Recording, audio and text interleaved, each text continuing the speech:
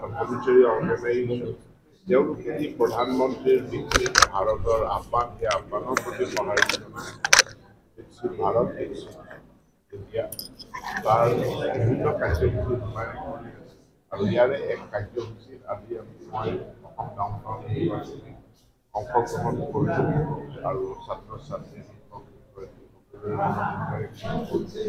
এখন বিকশিত ভাৰত 2047 চনৰ আগত গড় দিয়াৰ অভিযান অভিযানত আটাইতকৈ ডাঙৰ ভূমিকা পালন কৰিব লগা আছে আমাৰ যুৱশক্তি কাৰণ যুৱশক্তিয়ে আমাৰ জনসংখ্যাৰ আটাইতকৈ ডাঙৰ অংশটোৱে হ'ল যুৱশক্তি এনেকৈ সেই যুৱশক্তিৰ মাজত এখন বিকশিত ভাৰতৰ সপোন তাৰ বাবে কৰণীয় কাম তেওঁলোকৰ মাজত প্ৰেৰণা যোগোৱাৰ এই যি অভিযানমূলক কাৰ্যসূচীয়ে বিভিন্ন বিশ্ববিদ্যালয় মহাবিদ্যালয় আনকি বিদ্যালয়সমূহকো সামৰি লৈছে মই আহ্বান জনাম যে কেৱল চাকৰি বিচৰা এটা প্ৰৱণতা লৈ শিক্ষা গ্ৰহণ কৰাৰ সলনি চাকৰি দিব পৰা এণ্টাৰপ্ৰিনিয়ৰ হোৱাৰ কাৰণেও যুৱশক্তি এটা প্ৰচেষ্টা চলাব লাগে আৰু আমাৰ শিক্ষানুষ্ঠানসকলেও সেই দিশত এণ্টাৰপ্ৰিনিয়ৰশ্বিপৰ ওপৰত যথেষ্ট গুৰুত্ব দি কাম কৰিব লাগে একেলগতে আমাৰ যি জ্ঞান ভিত্তিক আমাৰ সাধাৰণ শিক্ষা নলেজ বেছড জেনেৰেল এডুকেশ্যন তাৰ লগত আমি স্কিল বা দক্ষতা কেনেকৈ সমন্বিত কৰিব পাৰোঁ ইণ্টিগ্ৰেট কৰিব পাৰোঁ তাৰ কাৰণেও বিশ্ববিদ্যালয় উচ্চ শিক্ষাৰ অনুষ্ঠানবোৰে চিন্তা চৰ্চা গৱেষণা কৰিবৰ কাৰণে ভাৰত চৰকাৰৰ আমাৰ বিভিন্ন ছেক্টৰ ষ্টেট কাউন্সিল আছে 34টা তেওঁলোকে বিভিন্ন যিবিলাক স্কিলৰ কোৱালিফিকেশ্যন ফ্ৰেমৱৰ্ক এইখিনি নিৰ্ধাৰণ কৰি দিছে ইয়াক লৈ বিভিন্ন কোৰ্চ চলিয়ে আছে ডাউনটাউন ইউনিভাৰ্চিটিত তেওঁলোকে বিভিন্ন কোৰ্চ পৰিচালনা কৰি আহিছে কিন্তু এতিয়াৰ সময়টো হৈছে যে ইয়াক আমি জেনেৰেল এডুকেশ্যনৰ লগত কেনেকৈ সমন্বিত কৰিম ইণ্টিগ্ৰেট কেনেকৈ কৰিম সেইটো ক্ষেত্ৰত আমি নিজেও কাম কৰি আছোঁ আৰু আমি খুব সোনকালে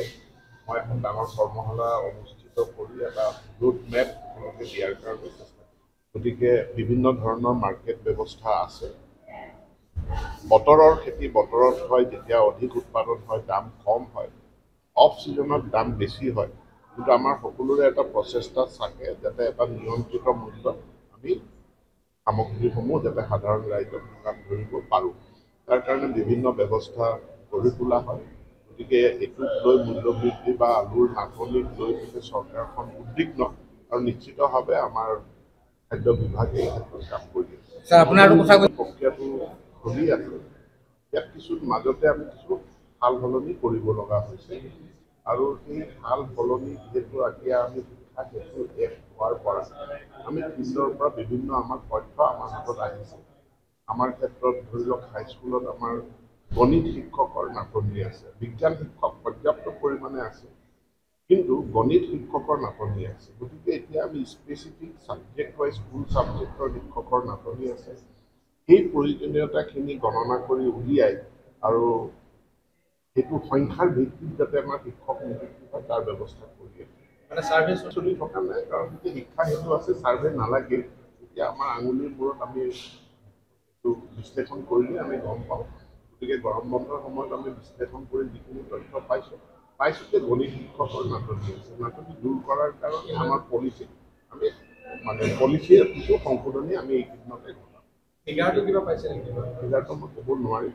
ফিগাৰটো একজেক্ট ফিগাৰটো যদি কি কৰিব আমাৰ নাটনি আছে নাটনি দূৰ কৰাৰ কাৰণে নিৰ্দিষ্ট পদক্ষেপ গ্ৰহণ কৰিব লাগিব আৰু চৰকাৰে গ্ৰহণ কৰিব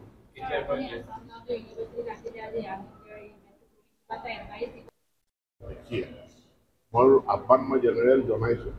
যে অকল চাকৰি বিচৰাৰ মানসিকতাৰ পৰা চাকৰি দিব পৰা উদ্যোগী ব্যক্তি হোৱাৰ মানসিকতা এটাও লৈ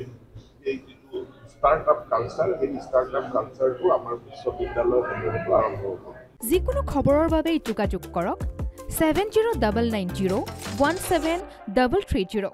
আৰু 7099017110 নম্বৰত